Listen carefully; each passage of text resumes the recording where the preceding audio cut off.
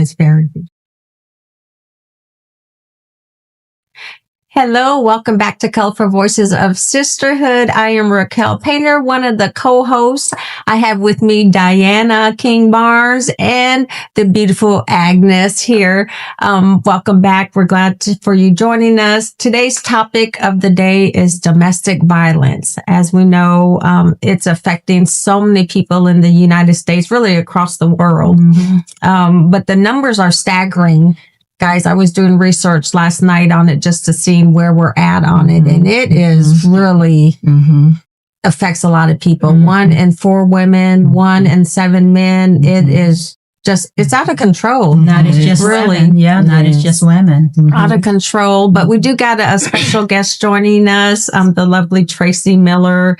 She has a great story, but just inspiring. You know, when you hear her story and where she's at now in her life, there's hope for people who are survivors of domestic violence. That's the word survivor. Survivors, that's right. They're survivors, but it's something they live with for the rest of your life. And I'm sure Tracey will touch on that. Absolutely. But welcome, Tracey. You are so beautiful. Thank you for having me, ladies. Definitely an advocate for violence throughout the community. I see you out there talking. The first time I heard you talk was at a candlelight vigil. Yes. Very powerful story. It touched me, and then I was like, I need to have her as a board of director for United Way.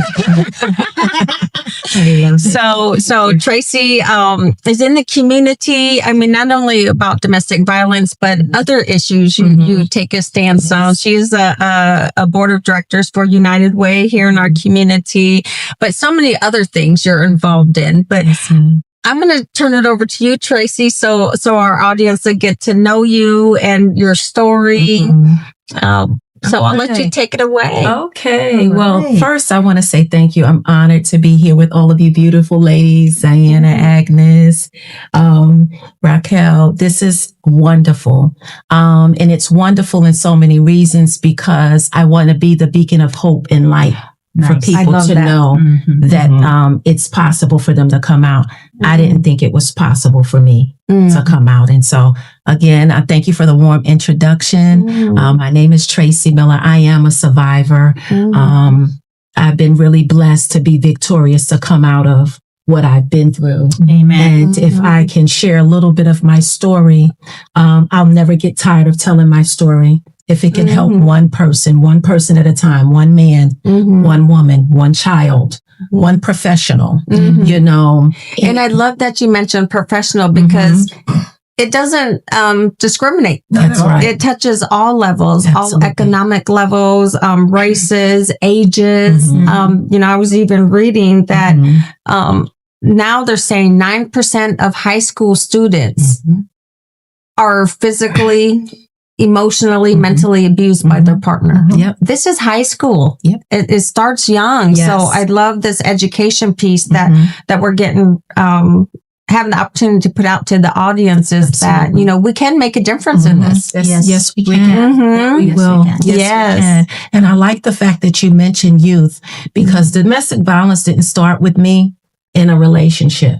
It didn't start there for me. Okay. Ladies. Yeah. Audience. It started in my home as a child. You know, the door is open somewhere. And I won't go into all the details, you know, but I do want to get the message out that we have to pay attention to our children. We must pay attention to who we allow in our homes. That's right. Who we trust. Who we are connected with. And so mine started with sexual assault in my house. So I was sort of like trafficked in my house because the adults in the house didn't believe me. Today, I still live with that. Oh my gosh. And then, you know, to me, I see that and I read that a lot, how a child, to me, if a child says something like that happened, it happens. That's right. You know, They can't lie. Yes. Yes. On something like that they wouldn't even know to lie about. That's right. So it breaks my heart to know that when a child goes to a trusted adult and that adult does not believe them, what does that do to that child? That's right. And you are proof that, how did that affect you as a child to know that they did not believe you? Yep. It affected me in so many ways. It affected me academically because I was a straight A student. And when I went through that series of events, I didn't want to go to school anymore.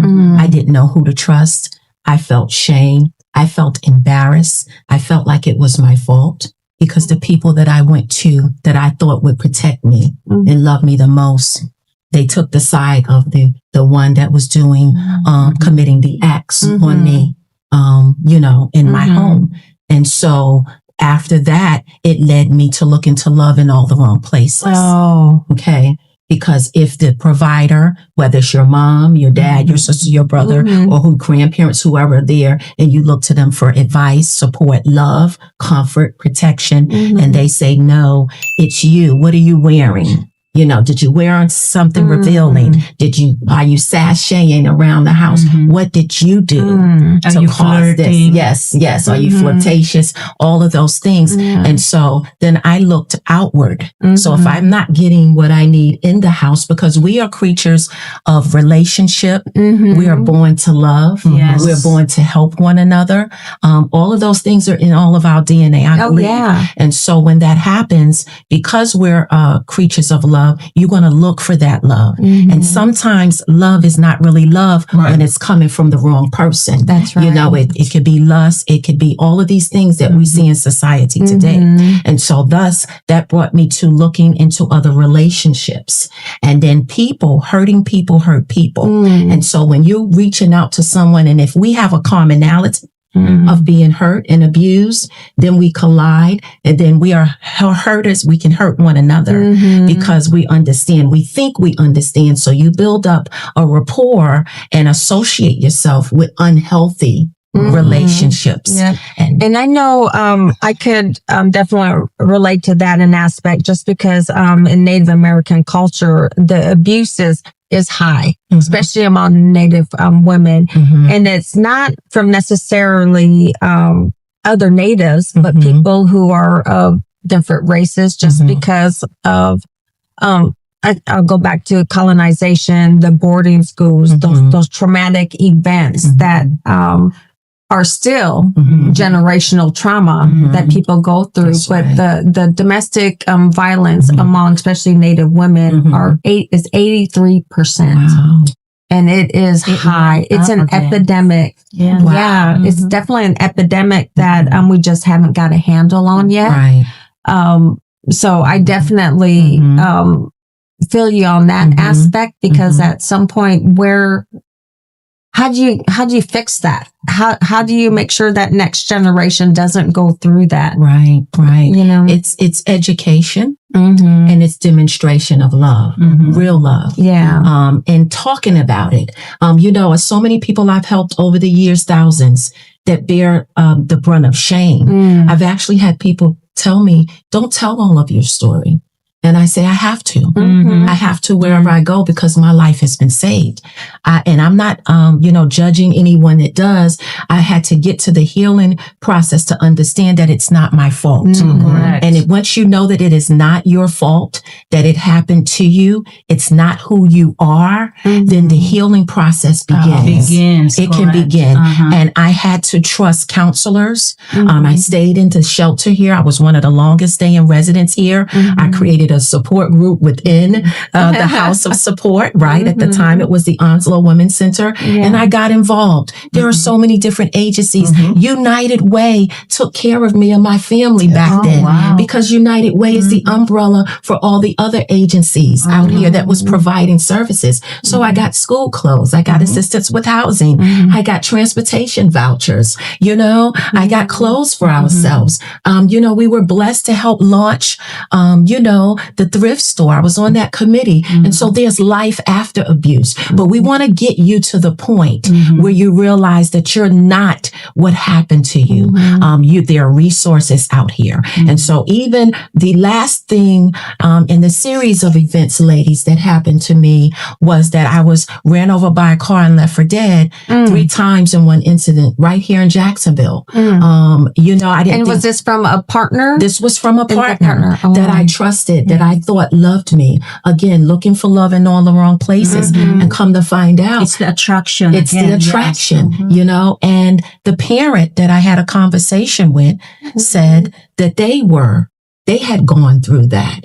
And so that was what landed me to the beginning of my new life, of starting over. I still have these pictures. I show them wherever I go, any broadcast, anything that I do, because I want people to say, if I can be your poster child or your point of reference to help save your life, I will do that, because there's hope. I was in a dark place. I was in a very dark place. I didn't like myself. I thought, what did I do? So what is your turning point? This is it. I need to get back on my feet. My turning point was going into the shelter. Before I got there, we had a sheriff officer that had visited my house many times. And he looked at me as a father. Big Caucasian man, very loving. He said to me, I see you as my daughter. He said, it stops here. I will forever. I have his picture. You just gave me goosebumps. Yes, engraved in me. I see him, and he said, you don't deserve this. He said, you're beautiful. You are loved. And there's someone out here to love you. We're not going to allow you to go back into that house. Tonight was the last night that we rescue you, because you're not going back. And so I had a neighbor, Lori Hooper. She would come to me, and she would give me nonverbal cues. Whenever you're ready, I'm here, because there's a process. The other important thing I want to share, ladies, is to be patient with people. That's right. Because one day I said I wanted to go, and then I said I was afraid and what would happen. And so he took me to the shelter, and I was there. And then I met the staff and Miss LaWanda. I'll never forget it. Room number 2. Right. And we stayed there. At the time, it was just me and my son. And I got support. I got help. I received love. And LaWanda was the director at the time. And I was on crutches. I couldn't walk, trying to get my members together, myself together. And she says, I want to speak to the strength in you. I see what has been done to you, but I'm here to get you out of that and get you along the way. You are strong, Tracey. You can do a lot of things in life to help a lot of people. And so I'm not going to baby you. She told me that. She said, the reason why I'm not going to baby you, because you're strong. Yes. And that's one of the qualities that you have. But I didn't feel that, because I felt like, how could I endure such horrific things, go to the people that I think supposed to love me, and then they not believe me, and they mistreat me, and they discard me. So that record played in my mind over and over again, those series of events. But I had to turn that around. I had to begin to start helping other people right there in the home. So that's where I was cooking, speaking, events like encouragement sessions, empowerment sessions that we had, outings. I had the same car that ran me over. I had that car for a little while, right? Kind of bittersweet. But I took that car, and me and the other women, we went looking for jobs. We went to our doctor's appointments. We went to counseling sessions, all of that. And I found my sense of belonging and help and encouragement to say, I can take this horrible circumstance and I can help people, and people were receptive. And I said, you know what? Here's LaWanda. Here's the sheriff man. Here's the Lori Hoopers in the world. Here's the people at the agency. And they would encourage me. Keep telling your story. Because sometimes yourself, you don't see it. Right. You don't see it that you are strong. Right. That you are capable of doing more than you can do. Right. Yeah. But others sees that in you. Absolutely. Yeah. Absolutely. And I think you brought up a good point. You had a son. And you definitely, just statistics wise, if there's abuse in the home, that's partner on partner. If there's children involved, it also falls onto the children. Right. I'm glad you brought that point up because he saw that. Yes. He witnessed it. And we both had to get counseling and rehabilitation for that. And he grew up to be a great man. Oh. He travels the world driving. He has his own family. And so, the children see and they hear, and they're like sponges. And I had conversations with him. You've seen this, so you know what not to do. That's and right. he also saw that mom took a stance and said, enough is enough. I'm going to take what is offered to me. I'm going to start my life over again. And he watched me go through that process, which is why he's a hard worker today, which is why he remembers. And now for him and others to see, going from a lady in the South Bronx with nothing, coming to Jacksonville, North Carolina, thinking that, I'm going to live this life of imagination, not knowing what was on the other side because I had connected myself with someone else because of my childhood trauma. And so with that being said, pulling the pieces together and saying, you know what, when I would go to my doctor's appointments, there would be people in the waiting room and we just talk and they'd say, I'm abused. Can you help me? They would call me. I would meet them. We had names and stuff that we would say. If I say butterfly, then I know you can't talk to me right now. You have to care. And you might not have a lot of resources. You may not have a high education, but what you do have is love. Yes. We have purpose. We matter. We can help one another. And I always tell people, the thing that happened to you is because of what you have in you to help others. Let that be the announcement that you say, you know what, because this happened, I'm going to do X, Y, Z for the better. I'm responsible. We're responsible for the next generation to come. And so if they saw Tracey and, maybe somebody in your family and Diana and your families, that have gone through this, once you see that, you say, you know what, I don't have to accept this. This person may need help, but I can't help them because I won't put myself in danger. And so let's refer people. Let's connect the dots and then be patient with yourself. I had to realize that relationship with another man at a certain area, time in my life wasn't what I needed because I needed to learn who Tracey was. I had to fight and heal through the childhood trauma to feel like every woman is not my enemy. But I thought that. Why? Because the woman I went to that was supposed to protect me didn't. And so that's been a long journey for me. And then even for a relationship, I couldn't do it. So I love where I am now, learning and growing, helping, serving different agencies in the community, showing my wounds. I call them glory scars because when I look down at my foot and I see that scar, it's evident that I healed, that it happened to me. But it happened for me because it turned out for my good. I wouldn't know that I was a speaker. I didn't know that I could speak. I didn't know that I could cook. I didn't know that I love fashion. It took people in the community to love me, to say, Tracey, you're beautiful. I would look at myself and say, I'm not beautiful. I'm ugly. Why is my skin this way? Why did this happen? Why do I eat? Why am I built the way? And then my relationship with God, most importantly. And I had an encounter in that shelter, y'all. I did. And I was in a mirror. And it was as if my inside was turned like a mirror so that I can see myself. And he said to me, Tracey, you are beautiful. I made your eyes beady for a reason. I made your towering neck for a reason. I made your skin color. I made everyone different. And I said, why did you make everybody different? He said, I want y'all to connect and love one another. Because sometimes people close to you, they get comfortable, right? Yes. So we say, well, it's the stranger that maybe helped me the more. That's God's orchestration for us to build a community globally so that we may not look the same, right? But we're built the same.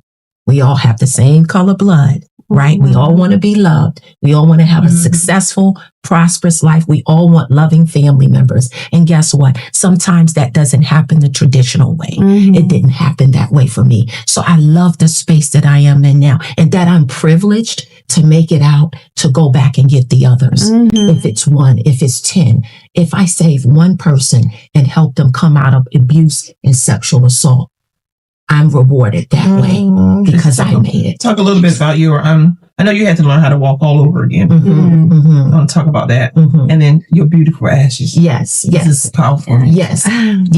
And so thank you, Diana. Beauty for ashes is because I thought I was an ash. And there's a scripture in my belief, and no slight to anyone else. Whatever you believe in, believe in you, most important, right? And so it says that when you look at something of an ash, that means that it was not in its former state, that it was broken down to some point, right? So when you look at ashes, you don't know what it was before, but God can take that.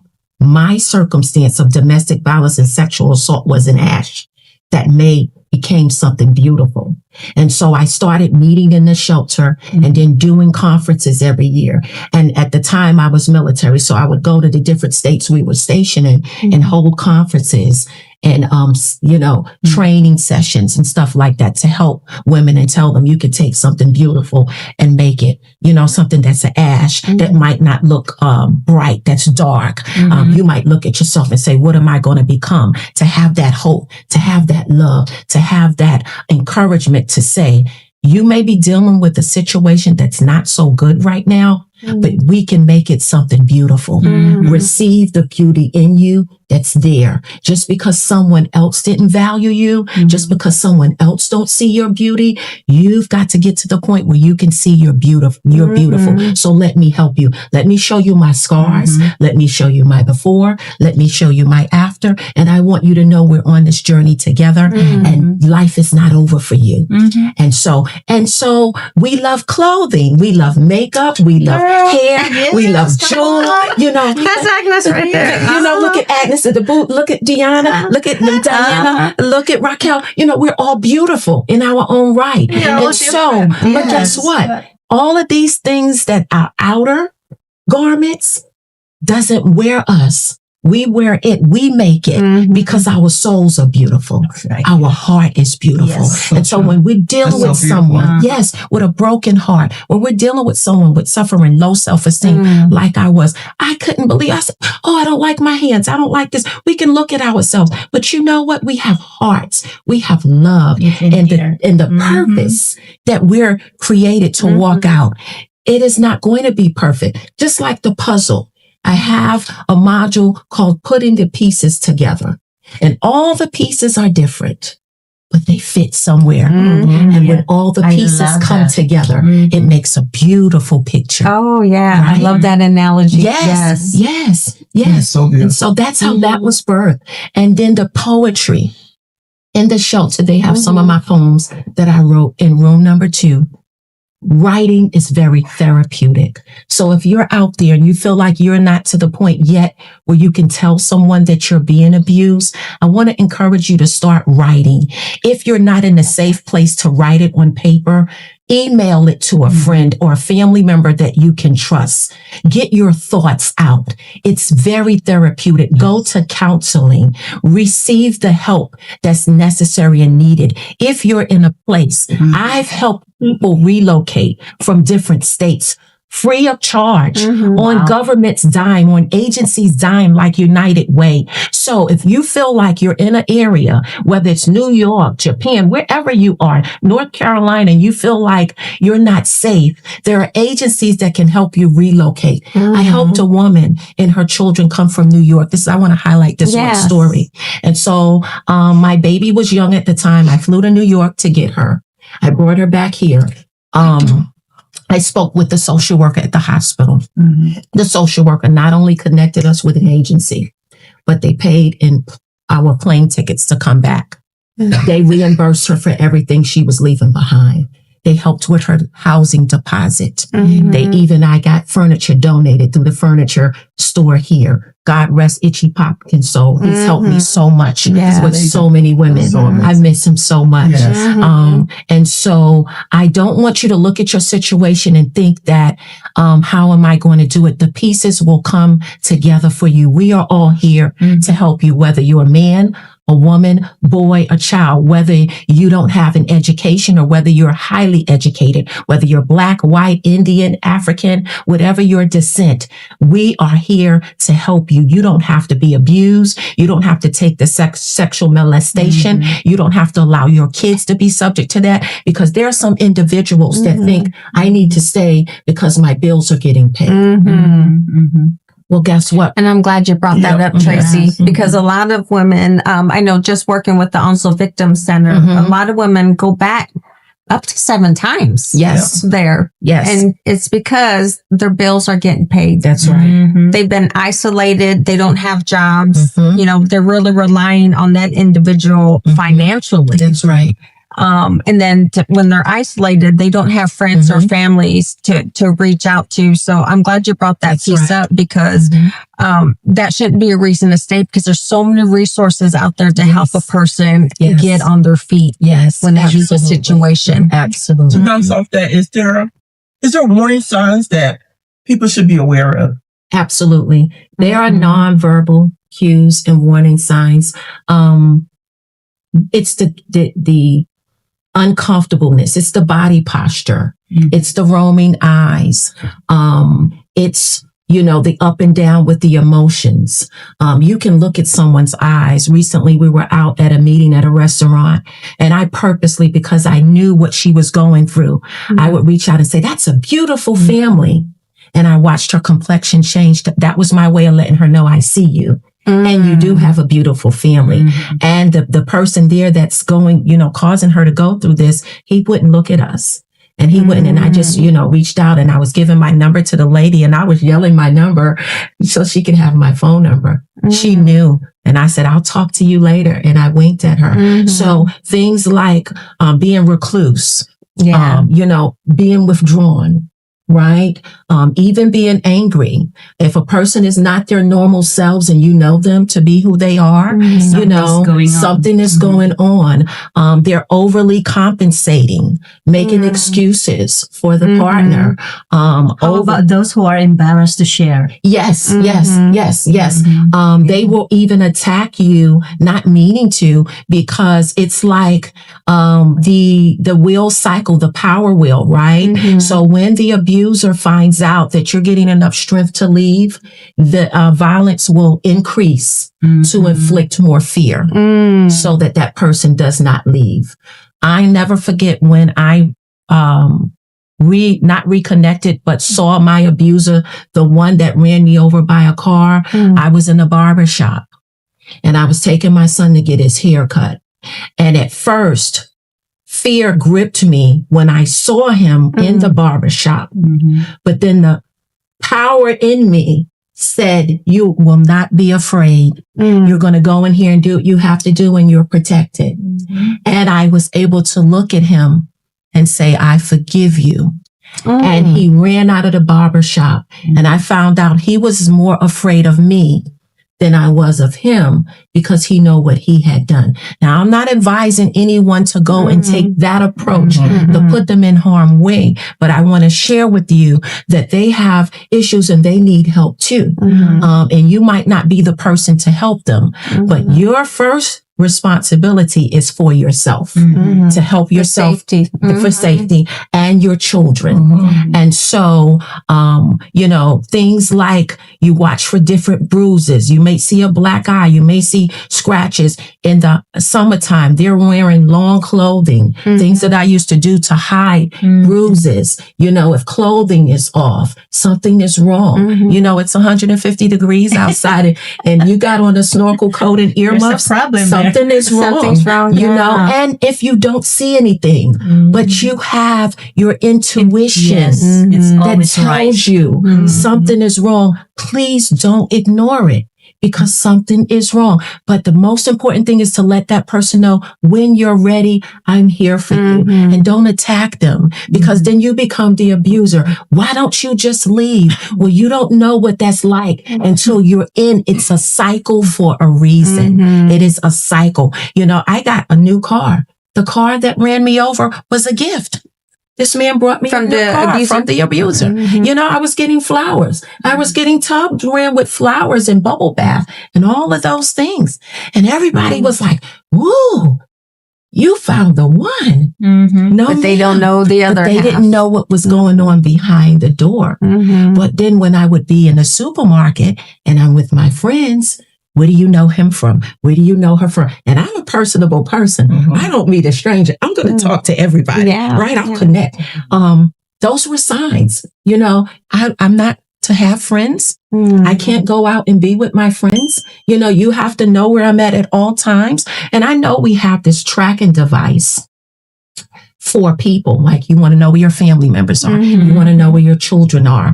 But some use those devices for the wrong reasons. It's the power in the control. If a person has to know where your every move is and you don't have an opinion for yourself, you can't make a decision for yourself. They have to tell you what to wear, what to eat, when to move, when to breathe. That's not the relationship for you. That person does not love themselves, and they get encouragement offer controlling someone else.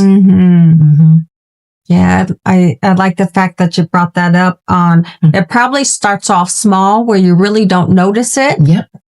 That's exactly what it was. Yeah. Isolation. Yep. They try to get you isolated from family and friends and stuff. Yes. Isolation, control, down talking, verbal manipulation, or verbal control or abuse, where they're speaking, you're ugly, you're fat, you're this, you're that. Comes to mind an elderly lady. She was a member of one of the churches I had attended in the past, and I went to help her. And once in helping her, I realized that she had a boyfriend, but he was really manipulating and using her. And I got the authorities involved, and just so happened a police officer attended the same church. I had a conversation with him. Come to find out, we want to talk about elderly abuse too, because that's a population that gets overlooked sometimes. Oh, yes. And so he had all her credit cards. He had put in a car in her name. He had done all these many things, and he was abusing her. And so there's the elderly abuse, you know, there's abuse of other, you know, financial abuse, you know, physical abuse, emotional abuse, and there's even spiritual abuse where, you know, I'm going to say it because it's the truth. You know, people are controlled in organizations, and some, let me put emphasis on the word some, churches abuse people. They don't want them to control. They want to control everything they do. They don't want them to learn that they have a free will, that they have choices. God gave us a free will. And so no one is to be controlled or manipulated. If you make a decision that I don't agree with, you have that right. So who am I, you know, to control your life? I can't do that, you know? And so we have to get the word out. I love the fact that there are different agencies, you know, newer agencies coming up to help domestic violence, sexual assault, talk about it more. You know, when I went through it, it wasn't talked about as much. I was ridiculed for telling my story, and I never stopped, because guess what? Someone is going to watch your broadcast. Someone is going to call that 1-800-799-SAFE number, SAFE. They're going to call it. They're going to call United. We're going to reach out to Diana, Agnes, myself, and other people in other agencies and say, you can call anonymously. You don't even have to give your name yet. If you need someone to talk to say, what do I do? Let's have a plan. Let's set up a PAT. Let's inflict effect and implement, that's the word, code words. That if I'm being abused and I text you purple butterflies, you'll know that I'm going through an episode with this individual. Call 911, because you don't want them to go through your phone and see you, you know, telling them. And then when you do send messages, delete it. You know, they also use a sign, isn't it? Is that what it is? Yes. Yes. And I saw one one thing on social media where a lady pretended like she was calling for a pizza delivery. I thought that was brilliant. Yes. I mean, there's just some stuff. I guess if you're in a situation like that, have a plan. Yes, a plan. That if you're at that point where you need 911, exactly, you'll know how you could do that. Yes. And the restaurants, you see the sign, help me, I need help. Even with the traffickers and stuff like that, it's still abuse. You do anything that you do against someone else's will is abuse, to simplify it, And so, there is more education because there are even grants to help people to go back to school, that have dealt with these things. And so we're more educated now about this epidemic, because that's what it is. It is really epidemic that need to be stopped because it affects society. It affects us as a whole. We as communities, we as individuals, we make up the world. We make up society. And so if we heal, then our world is healed. Our world is a better place. And we learn to love one another for real. Tracey, you have a beautiful daughter as well. Sorry. Is there lessons in life that you teach her about what you went through? Absolutely. And I know she supports you. Yes. Thank you. She's pretty much everywhere with you. And I love that. Because we have to. We have girls and boys that's going through a lot that we want to be able to say, you need to be aware of this. Absolutely. Thank you for bringing that up. I want to be real. Like, I don't know how to be. As a parent, we try to paint a perfect picture for our children. At least that's what I did at first. I did not want them to know. Well, I can help my son because he was there, but I did not want her to know certain things because she was not born yet. For a while, I kept it from her. But as she began to grow up and get older, I sat her down and I had a conversation, and I pulled up all the pictures because I keep them to show others. And I told her the story, and I said, this is what you look for, even in dating.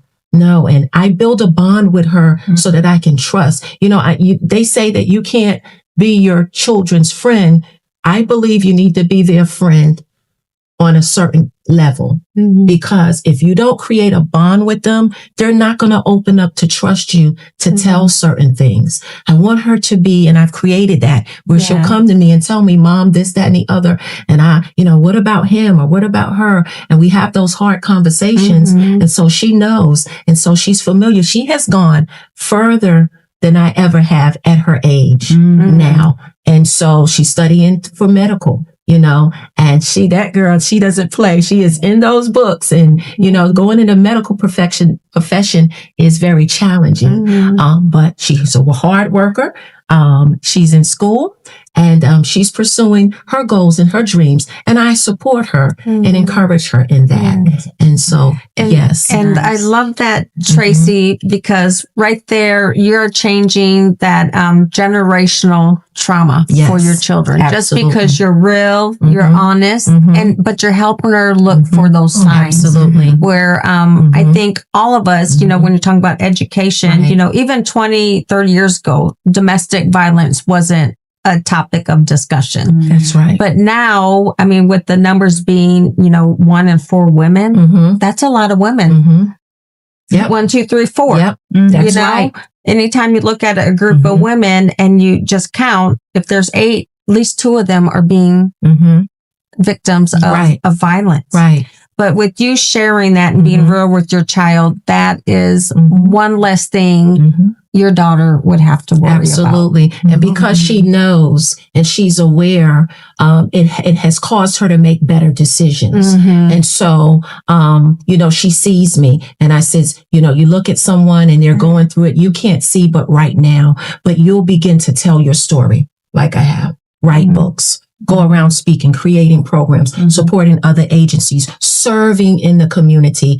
I can't stress how important it is to do something in the community, Find something that you love to do and do it and help someone. It is so rewarding. It is therapeutic because it helps you to know you have purpose. Yes. And when you are solving a problem for someone else, do you not realize that we're helping ourselves too? Because it keeps you focused. It keeps you doing something positive. It creates a sense of community and togetherness. And it also builds relationships with one another. And so, yes. Yeah. I know I'm a big proponent of volunteering and obviously community service because, I tell people this all the time. That's one thing we all are equal at is the amount of time we wake up with every day. But what sets you apart is what you do with that time that's given to you. It makes a difference. Absolutely. And that dash between your name when you leave this world should make a difference. That's right. Absolutely. I always say that. That dash should make a difference. Yes, absolutely. Do you want to share us about Empower Me Enterprise? Yes, absolutely. And so I built Empower Me Enterprise because I was doing one thing as far as domestic violence, but there's so much more to us, to me as an individual and so much more to give. And so I coach and consult people with different businesses. I've helped others publish their books. I've helped others start businesses. I help others find their purpose in life, whether it's to go to school, whether it's family dynamics, helping people in marital situations and all of those things. So I said, you know what? I am really carrying enterprise in me. It's so much. And it was frustrating at one point because I didn't know how to narrow it down. And so still fine tuning things and everything like that, but going around speaking and conducting training sessions and virtual coaching and things like that to help impact and empower generations and people, one individual at a time. And so, the phone will ring. I might get an emergency phone call in the night. Someone might need prayer. And I do those things. So that's what I'm working on and have recently launched, to proceed forward with that. I have a journal out, The Price of Truth. I started with that journal because the book has been very challenging. Some of the things that I have lived through, I have to relive to get them on paper. So I'm really taking my time with it, but I will finish it so that others can read more of my story and hear and see how ways that they can implement strategies on helping them break the cycle of domestic violence and sexual assault in their lives. I love that. Thank you. Yes. Thank you. I love it when you said you need to be patient to yourself. Yes. Yes. Powerful. Yes, it is. And when you gone through domestic violence, I know there are times that I was very hard on myself. Sometimes you don't feel like you fit the bill. Where do I fit in? Why do you feel like you have to fit in? You don't have to fit in. Just be who you are and things will line up and things will align. We're all on a journey. Sometimes we might have to make a detour. Sometimes we may have to pause. Sometimes we have to fall back and take a break, but don't stop. You look at the turtle. The turtle is one of the slowest moving animals, but if it doesn't stop, it will always reach its destination. Don't stop. Don't give up because there's help for you. There's help. And I definitely, on that note, when you're talking about help out there, I want everybody to know about 211. So 211 is a national hotline. Yes. It's sponsored by United Way. United Ways are responsible for maintaining and updating in the local communities. But anywhere you are in the United States, you could dial 211 and get connected to the resources you need. Whether it's you need help with a rent, if you need assistance with doctor bills, if you need a shelter to go to, if you need a food pantry, 211 is the number you need. And it's easy to remember. It's 3 numbers that you could call to get those health and human services resources for you to help you make that next step. But obviously, if you are in a dire situation, always call 911. Always call 911 and get the help immediately that you need, especially in a situation where you fear for your life or the life of someone else in the household. Yes. I also wanted to add that parents, if your kids come up to you and share things with you, please don't ignore that because it might be something there's something going on. That's right. There. Mhm. Yeah. So please stay with them. Yes. And give that even just 60 seconds Mhm. and listen to their stories. That's Yeah. right. And I Absolutely. definitely want to touch on that too, Agnes, because I think it's important that a lot of times you see a parent taking the side of another adult Mhm. against a child.